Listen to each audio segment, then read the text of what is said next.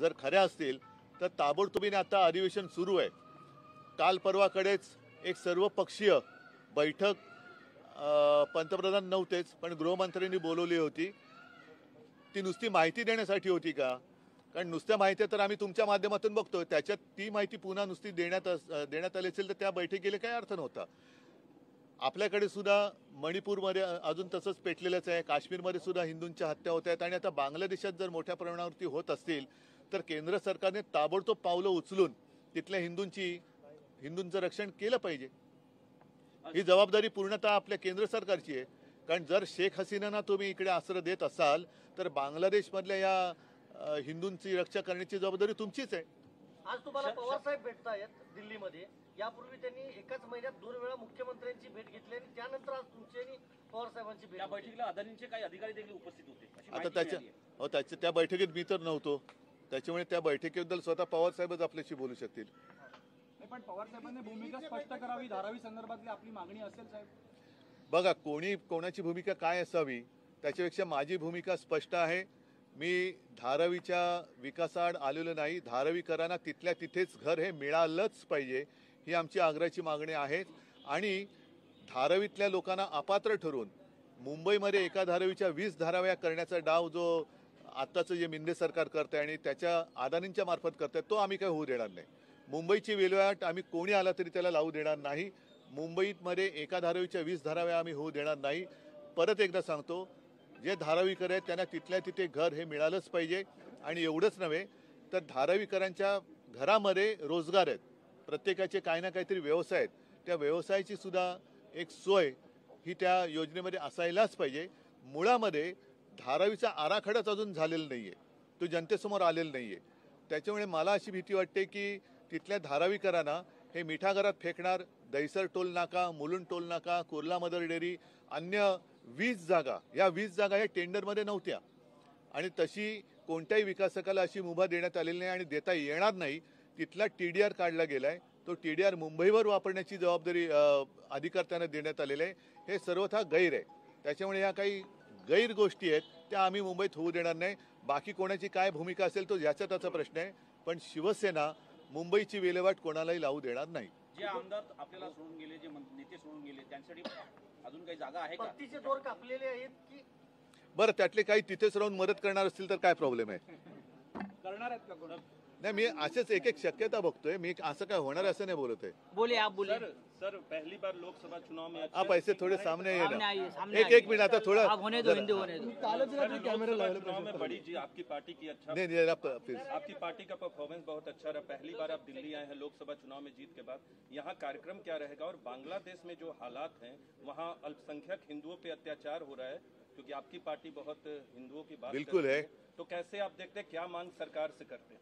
मैंने जैसे अभी कहा कि बांग्लादेश में हिंदुओं के ऊपर जो अत्याचार हो रहे हैं तो उनकी रक्षा करने की जिम्मेदारी अपने केंद्र सरकार की है, मोदी जी की है. तो मणिपुर तो नहीं जा रहे, तो मोदी जी और अमित शाह जी बांग्लादेश अगर जा सकते हैं तो जाना चाहिए. अन्यथा वहाँ जो हिंदुओं के ऊपर अत्याचार हो रहे हैं उनको रोकना और वहाँ के हिंदुओं की रक्षा करना मोदी जी का काम है, केंद्र सरकार का काम है, हिंदुस्तान सरकार का काम है. इसी हिंदुस्तान सरकार में इंदिरा जी ने बांग्लादेश को आज़ादी दिलाई थी और उसी बांग्लादेश में अगर हिंदुओं के ऊपर अत्याचार हो रहे हैं तो उनको रोकना भी पूरा काम या पूरी जिम्मेदारी हिंदुस्तान के प्रधानमंत्री की है.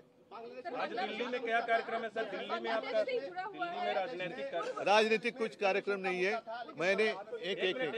मैंने मैं लोकसभा चुनाव के बाद दिल्ली में आया हूँ और चुनाव के बाद इंडिया आघाड़ी की मीटिंग हुई नहीं है, तो मैंने सोचा सदन चल रहा है, सत्र शुरू है, तो हो सके तो सारे लोगों के साथ मिले, बात करें, आगे कैसे जाना चाहिए इसके ऊपर एक विचार विमर्श होने की ज़रूरत थी और मैं जितने लोगों को मिल सकता हूं कल तक मिलूंगा. उद्धव साहब, लेकिन जो महाराष्ट्र का चुनाव है सबसे बड़ा चुनौती इसके बाद की आपके सामने की होगी महाराष्ट्र के विधानसभा चुनावों की. आपका ये दौरा 3 दिन आप यहाँ पर हैं, जो आप लोगों से मिल रहे हैं, क्या इन दौरों में जो आपकी चर्चा होंगी उसका नतीजा महाराष्ट्र में महाविकास आघाड़ी के एक विषय को आगे ले जाने के लिए? वैसे तो हम एक दूसरे के संपर्क में है, जैसे पवार साहब हो, कांग्रेस के लोग हैं, अन्य सारे लोग हैं, हम एक दूसरे के संपर्क में है, लेकिन वो फोन पर है, पवार साहब और खैर तो हम महाराष्ट्र के लोग तो मिलते जुलते रहते हैं, लेकिन यहाँ अभी अखिलेश आए हैं, राहुल जी हैं, बाकी हमारे अन्य पार्टी के नेता हैं, ममता दीदी तो बीच में घर ही आई थी, तो हम एक दूसरे के संपर्क में हैं, जरूर है, लेकिन एक बैठकर जो बात होती है, और जरूरी नहीं कि हर समय पर राजनीति की बात करें, कुछ अपनी बात भी होती है कि अरे कैसे चल रहा है, क्या चल रहा है, तो एक अपनापन होता है उसमें, तो इसीलिए मैं यहाँ या निवडणुकीमध्ये मुख्यमंत्री पदाचा चेहरा असेल सर, की आप बात कर रहे मुख्यमंत्री पदाचा चेहरा हैं, असेल. का एक बयान है। एक नेता है सलमान खुर्शीद, उन्होंने कहा है कि जो परिस्थितियां बांग्लादेश में बनी हुई हैं वो हिंदुस्तान में भी बन सकती हैं। उसमें क्या कहना चाहेंगे आप? बांग्लादेश में जो कुछ घटना हुई है उसका उन्हीं की भाषा में मतलब ये एक रहते दो तीन शब्द है, एक नरेटिव होता है, एक मैसेज होता है, तो वो मैसेज पूरे दुनिया में गया है। और जैसे इजराइल में कुछ हो रहा है, ऐसे बीच में बातें खबरें आ रही थी, वहाँ के प्रधानमंत्री को तो घर के बाहर निकलना मुश्किल हुआ था, भारी संख्या में वहाँ की जनता रास्ते पर सड़क पर उतर कर आई थी। लंका में हुआ, अब बांग्लादेश में हुआ, तो सारे लोगों ने समझना चाहिए कि जो सर्वसामान्य आदमी होता है वो सबसे श्रेष्ठ होता है, बलवान होता है, उसके एक सहनशीलता की मर्यादा होती है, उसका उल्लंघन नहीं होना चाहिए। और जनता का न्यायालय वो सर्वोच्च होता है, तो जनता का न्यायालय का फैसला बांग्लादेश में हुआ है। विधानसभा निवडणुकीत मुख्यमंत्री पदाचा चेहरा असेल सर, महाविकास आघाडी. एक जुड़ा हुआ सवाल है कि अगर ऐसी स्थिति जिस तरह से आप कह रहे हैं बेरोजगारी है, युवा अस्वस्थ है, अगर ऐसी स्थिति भारत में पैदा होती है तो उस वक्त क्या हो सकता है, आपका क्या स्टैंड है? नहीं, पहले तो ये प्रश्न जो आप हमें पूछ रहे हैं, तो आपके मन में आशंका क्यों आई कि ऐसी स्थिति हिंदुस्तान में हो सकती है? तो नहीं, मैंने कहा पूरे दुनिया में एक मैसेज गया है। और ये अगर बांग्लादेश में बात हुई है, हमारे पड़ोसी है, पाकिस्तान जिस हालत में हम तो देख ही रहे हैं, लंका में क्या हुआ, इजराइल में क्या हुआ, इजराइल में क्या हो रहा है, अन्य सारे देशों में क्या हो सकता है, तो ये तो कहीं भी कभी भी हो सकता है। और इसलिए मैं कहता हूँ कि जो भी सत्ता में बैठे लोग हैं, उन्होंने इस मर्यादा का हमेशा ख्याल रखना चाहिए कि जनता सर्वोच्च होती है और जनता का न्यायालय सर्वोच्च होता है, तो उनका फैसला बहुत ही गंभीर होता है। सर बांग्लादेश में रिजर्वेशन का मुद्दा रहा है। रिजर्वेशन का प्रॉब्लम हो गया, सुप्रीम कोर्ट के डिसीजन की वजह से बांग्लादेश में प्रॉब्लम हो गया, मणिपुर में यही हालत हो गई, महाराष्ट्र में भी रिजर्वेशन का सवाल खड़ा हो गया है। रिजर्वेशन के ऊपर आगे जाके देश में ऐसी अराजक की परिस्थितियां उत्पन्न हो सकती है। देखो, मैं परिस्थिति उत्पन्न हो सकती है या नहीं हो सकती इसके ऊपर कोई भाष्य अभी करना नहीं चाहूंगा, लेकिन अगर हम सब चाहते हैं कि ऐसी परिस्थिति यहाँ निर्माण नहीं होनी चाहिए, तो समय में उसके ऊपर कुछ न कुछ फैसला लेने की आवश्यकता है। और सारे लोगों के साथ बातचीत कर ये फैसला संसद में ही हो सकता है, तो संसद में होना चाहिए, और समय में होगा तो ऐसी स्थिति अपने देश में नहीं होगी। सोनिया गांधी, राहुल गांधी यांची आपण भेट घेणार आहात आणि काय त्यातून?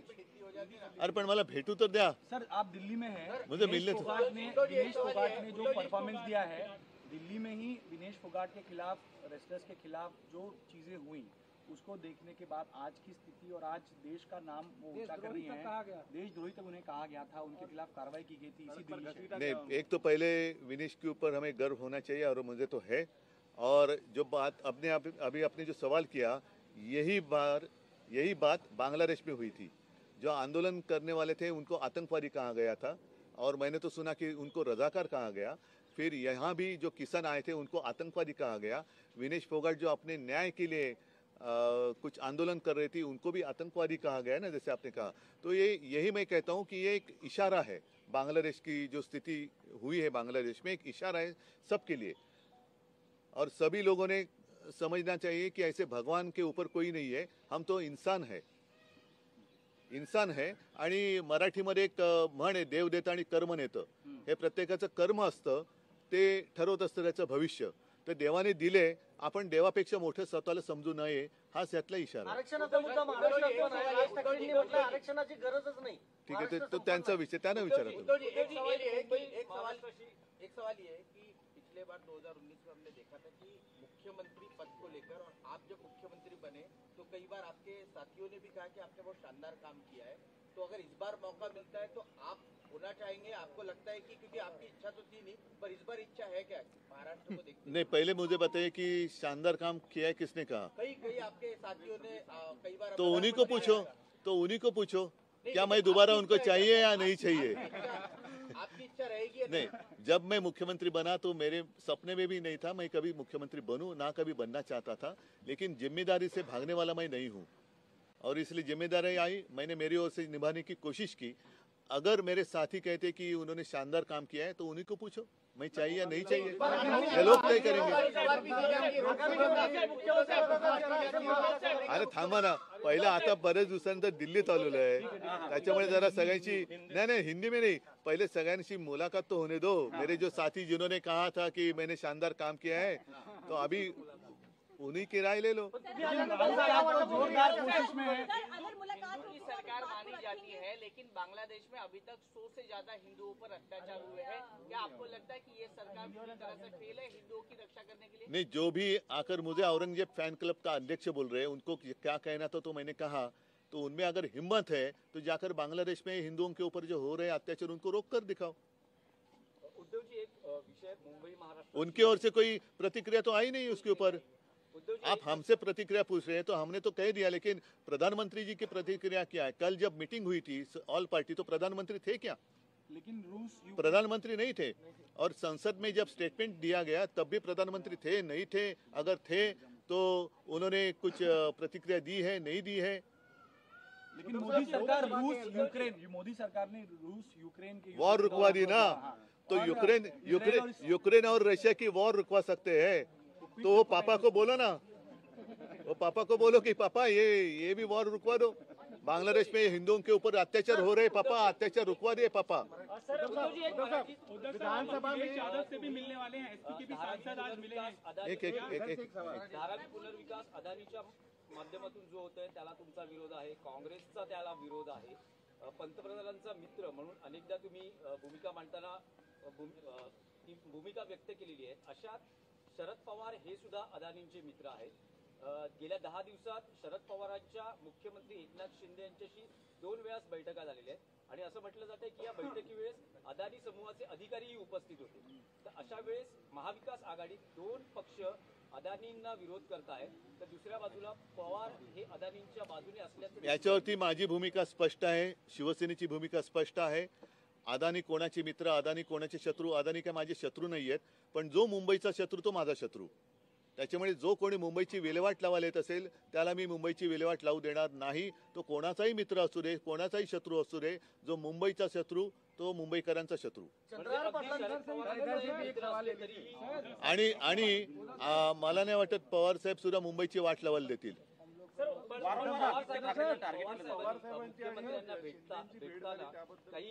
पण त्याच्याबद्दल त्यांनी स्पष्ट काही सांगितलेलं नाहीये। आणि माझी भूमिका आता गेल्या वेळेला संजय राऊत यांनी सुद्धा सामन्यातनं रोखोक लिहिलेलं आहे। आमची भूमिका रोखोक असते।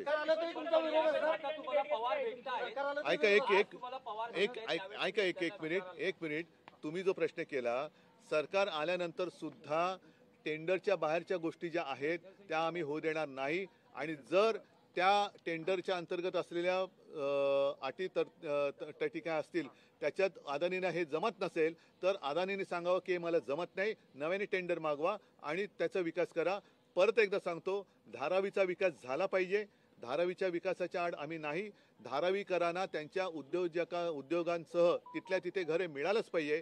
त्यांच्यावरती अपात्रतेचा शिक्का मारून जर तुम्ही मिठागरात टाकणार असाल, जर तुम्ही कुर्ला मदर डेअरीत टाकणार असाल, दैसर मुलुंड इकडे तिकडे फेकून देणार असाल, पुन्हा तिकडे नवीन झोपडपट्टी करून त्याचा TDR काढून सगळं आता मिठागराचं जागा कधी वापरत आलेली नाही, या माध्यमातून मिठागराची जागा सुद्धा अडाणीला टाकताय। मग अडाणींचे जे काही भूखंड आहेत, मग अगदी बांद्रा रेक्लेमेशनचा भूखंड त्यांना दिलेला आहे, विमानतळाचा मोठा भूखंड त्यांच्याकडे आहे, तर ट्रान्झिट कॅम्प बांधायचे असतील तर तिकडे का नाही बांधत? यावर एकमत होईल नाही, ते त्यांचा प्रश्न मी सांगतोय। नाही, माझी भूमिका ही स्पष्ट आहे। धारावीचा विकास झाला पाहिजे, धारावीकरांना तिथल्या तिथे घर मिळालं पाहिजे आणि धारावीच्या माध्यमातून मुंबईची विल्हेवाट मी लावायला देणार नाही। बाकीच्याचं कोणाचे मत असतील ते त्यांच्याकडे, माझं मत हे ठाम आहे. लोकसभा की तरह विधानसभा में भी सबसे बड़ी पार्टी शिवसेना हो, क्योंकि आप अगर प्रार्थना करें तो हो सकती है, आप अगर शुभकामनाएं दे, प्रार्थना करें तो वो भी संभव. महिलांच्या अकाउंटला ऑगस्ट मध्ये जवळपास 3,000 रुपये येणार आहेत. विधानसभा निवडणुकी आधी 3,000 रुपये येतील. अशा वेळेस गेम चेंजर असा हा प्रोजेक्ट असं म्हटलं जात आहे. तर या प्रोजेक्ट बाबतीत तुमची काय भूमिका आहे? एक मिनिट, तुमच्या आता लक्षात पण नाही, तुमच्या म्हणजे मी जनरल बोलतो, तुमच्या व्यक्तिगत नाही. 15 लाखाचे 15चे का झाले? 15 लाख रुपये येणार होते ना प्रत्येकाच्या अकाउंटमध्ये, मग 15 लाखाचे 15चे बाकीची शून्य कोणाच्या खिशात गेली? म्हणजे यांचा जो वारेमाप महाराष्ट्र लुबाडण्याचा कार्यक्रम सुरू आहे, सगळं काही महाराष्ट्रातलं उचलून गुजरातला नेत आहेत. महाराष्ट्र ओरबाडण्यासाठी म्हणून तुम्ही 1500 रुपये वाटताय का? तर महाराष्ट्राची जनता एवढी लाचार नाहीये.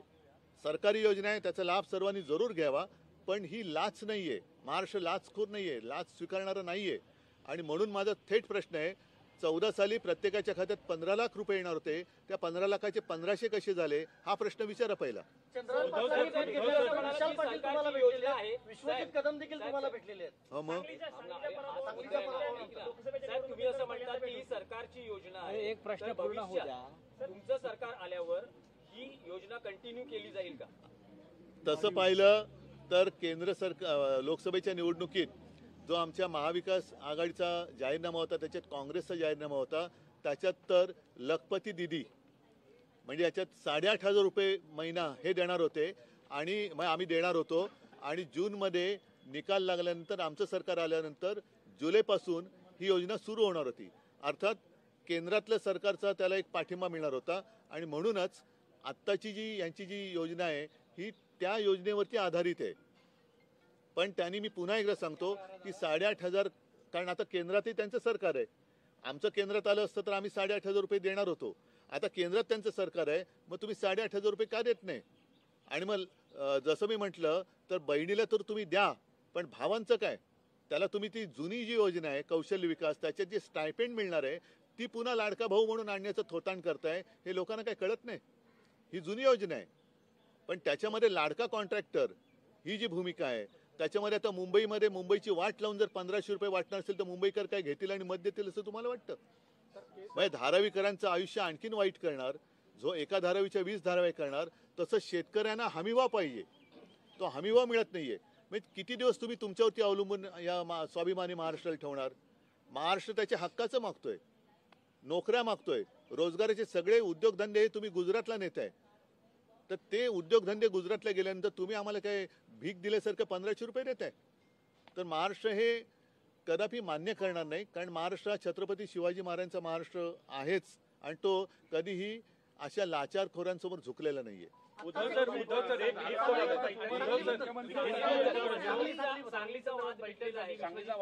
विशाल पाटील अशी बैठक झाली, चंद्रराजी देखील होते. काय नक्की चर्चा झाली? लोकसभा निवडणुकीच्या नंतर ही पहिली बैठक होती. आता कुठे विशाल आणि विश्वजित आहेत का? गेले. बघा, विशाल विश्वजित काय चंद्रहार काय ही तरुण तरुण मुलं आहेत. आता कुठे काय चूक झाली तर मनात डूक ठेवून धरून ठेवणारा मी काय नाहीये. त्यावेळेला जे घडायला नको ते घडलं, पण तरी एक गोष्ट नक्की की आम्ही भाजपचा पराभव हा तिकडे केला. भले आम्ही वेगळे लढलो, माझा चंद्रहार पराभूत झाला त्याचं शल्य आहेच, पण भाजपा जिंकला नाही.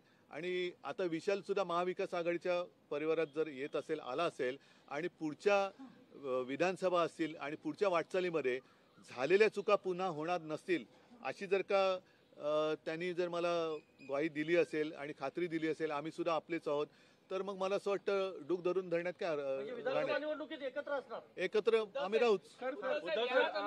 मुख्यमंत्री पदाच्या चेहऱ्याबाबतही चर्चा होणार आहे. मुख्यमंत्री पदाचा चेहरा माझ्या मनात दुःख नाही, मी दुःख धरून बसणार नाहीये. तर हे वाक्य तुमच्या जे गेलेले 40 नाही लागू होईल? हा प्रश्न मला अपेक्षित होताच. त्यांनी बघा, विशाल पाटील आणि विश्वजित काय माझ्या पक्ष फोडला नाही. त्यांनी ह्या गद्दाराने माझा पक्ष नुसता फोडला नाही तर चोरला, संपवण्याचा प्रयत्न करताय. आणि त्याही पेक्षा महाराष्ट्र जे लुटतायत त्यांच्या चरणी त्यांनी तो वाहून टाकलाय. तर त्यांना क्षमा नाही. हे पण उद्धव सर मध्यंतरी इधर से पक्ष म्हणून निर्णय घेतला जाईल. मी वैयक्तिक नाही घेणार, पण पक्ष म्हणून निर्णय घेतला जाईल. जर पक्षाने म्हटलं शिवसेनेने नाही त्यांच्या आमदारांच्या हा पण बाबतीत तर असं काही होऊ शकतं का की जर गरज असेल विधानसभा निवडणुकीच्या काळात जर गरज बरं, असेल त्याच्याबद्दल मी काय म्हटलं, काही जण अशी असतील की ते तिथे राहून मला मदत करतील. असे काही आहेत मग ते फक्त तुमच्या संपर्कात आहेत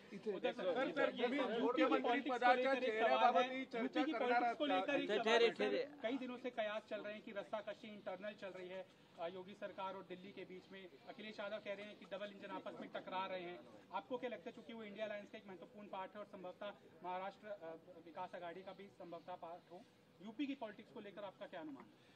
मैं यूपी की पॉलिटिक्स का इतना अभ्यास तो मैंने नहीं किया है, लेकिन जो ऊपर खबरें आ रही है, जो भाजपा की नीति है यूज एंड थ्रो, वही शायद वहाँ होने जा रहा है. और अब मोदी जी का करिश्मा तो नहीं चला, तो मोदी जी नहीं तो दूसरे कौन, ये एक चर्चा भाजपा में शुरू हो गई है, जरूर हुई है, संघ में भी शुरू हुई है कि अगर मोदी जी का चेहरा हमें विजय प्राप्त करके नहीं दे रहा है तो दूसरा कौन. तो फिर मेरी जगह दूसरा कोई आने वाला है तो उसको पहले ही काटो. ये राजनीति बीजेपी में शुरू हुई है. जैसे मध्य प्रदेश में मुझे दुख हुआ, शिवराज जी को मुख्यमंत्री होना चाहिए था, बनाना चाहिए था. उन्हीं के चेहरे पर मध्य प्रदेश में भाजपा जीती और उनको तो मामा बनाया गया. फिर कुछ ज़्यादा नाराज़गी नहीं होनी चाहिए, लोकसभा में उसका असर हो सकता है, इसलिए उनको लोकसभा में लड़ाया गया. वो तो भारी वोटों से जीत भी गए. तो मध्य प्रदेश में शिवराज जी लोकप्रिय है. यूपी में भी योगी जी ने सत्ता की कमान संभाली थी. अब ऐसे किसी को लगने लगा होगा कि मोदी जी नंबर 2 बनने जा रहे हैं, तो जो नंबर 2 पर अपनी मोहर जिन्होंने रखी है, नजर रखी है, शायद आपस में उनकी लड़ाई चल रही होगी. भाजप अध्यक्ष पदाच्या शर्यतीत आहेत असं म्हटलं जातंय. त्यांचंही नाव सध्या चर्चेत आहे भाजपचे अध्यक्ष म्हणून. माझ्या शुभेच्छा आहेत. चला एक मिनिट जरा हिंदी में क्योंकि आप दिल्ली आए हैं बोलिए महाराष्ट्र विधानसभा चुनाव से पहले क्या आप चाहेंगे कि महाराष्ट्र विकास आघाड़ी मुख्यमंत्री के पद के चेहरे के साथ चुनाव में जाए या फिर बिना चेहरे के जाए? क्योंकि महाराष्ट्र विकास आघाड़ी के दूसरे जो घटक दल हैं, शिवसेना को अगर छोड़ दे तो उनकी तरफ से परस्पर विरोधी बयान आते रहे हैं, होना चाहिए नहीं होना चाहिए. आपका क्या मत है, क्योंकि आपने अंतिम वक्त में महाराष्ट्र विकास आघाड़ी की कमान संभाली थी? हिंदी आणि मराठी सर. मैंने इसका उत्तर मराठी में दिया है. आपने जो पूछी थी, कही थी बात कि जो मेरे साथी थे जब मैं मुख्यमंत्री था, उनका कहना है मैंने शानदार काम किया था, तो उनको पूछो. और चेहरा होना चाहिए तो सब साथ में मिलकर चेहरा बनाओ, मुझे कोई आपत्ति नहीं. लेकिन चुनाव तो महाराष्ट्र के होने जा रहे हैं ना. सर दिल्ली आलाय, इतक्या भेटीगाठी होत एक मिनट त्यांचं हिंदी में होने दो ना. अरे हिंदी में होने दो ना पूरा. हाँ तो मैं तो यही मानता हूँ कि महाविकास आघाड़ी का गठन जो हुआ है वो किसी व्यक्ति के लिए नहीं है, देश के लिए नुकसान पहुंचाने वाली जो युति है, महाराष्ट्र को नुकसान पहुंचाने वाली नहीं, महाराष्ट्र को लूटने वाली जो महायुति है, उसको सत्ता से भगाने के लिए हम इकट्ठा आए हैं. मुख्यमंत्री जी की बात हम बैठकर कभी भी तय कर सकते हैं. और हमारे यहाँ तो चेहरे हैं. महायुति के पास जो चेहरे हैं उनमें से मैं तो मानता हूँ एक भी लायक नहीं है. और जो उनका कारोबार चला है, ऐसी स्थिति आगे जाकर होनी चाहिए, ऐसे मुझे नहीं लगता कि महाराष्ट्र की जनता के मन में होगा. मुख्यमंत्र्यांचा चेहरा तुम्ही वारंवार अलीकडेही उल्लेख करतात. काल सुद्धा तारीख देण्याची विनंती शिवसेना युपीटी तर्फे वकिलांतर्फे करण्यात आली. त्यावर सर्वोच्च न्यायालयाच्या न्यायाधीशांनी असं म्हटलं आहे की तुम्ही माझ्या जागी बसून पहा, तुम्हाला पळता बघा. माझं म्हणणं असं आहे की मी पूर्णपणे सरन्यायाधीशांचा मान राखून, ते जसं काल बोलले की तुम्ही माझ्या जागी बसून बघा, तसं सरन्यायाधीशांनी सुद्धा समोरच्या याचिकाकर्त्याच्या जागी बसून बघावं की काय आम्हाला झेलावं लागतं. आणि मी अनेकदा सांगितले, आमची आशा ही शेवटी न्यायालय आहे, कारण न्यायालयामध्येच आम्हाला न्याय मिळेल ही आमची आशा आहे. पण त्याला जर का मी हे सरळ बोललो आणि त्याच्यात कोणाचा अपमान करण्याचा माझा अजिबात हेतू नाहीये. करोना काळ आपण बघितलेला आहे. योग्य काळात जर इलाज झाला तर रुग्ण वाचू शकतो. तो मेल्यानंतर जर का औषध घेऊन किंवा ऑक्सिजन घेऊन आला तर त्याचा काही उपयोग होत नाही. त्याच्यामुळे तुम्ही रुग्णाच्या अवस्थेत जाऊन बघा की त्याला औषधाची किती गरज आहे, एवढंच मला म्हणणं आहे. आणि वेळेमध्ये औषध द्या तर लोकशाही जगेल. नाहीतर मग तुम्ही आणि आम्ही, मग जनता न्यायालय जे आहे ते सर्वोच्च आहे, त्या जनता न्यायालयात आम्ही जातोच आहोत. सगळ्यांना धन्यवाद. जय हिंद, जय महाराष्ट्र.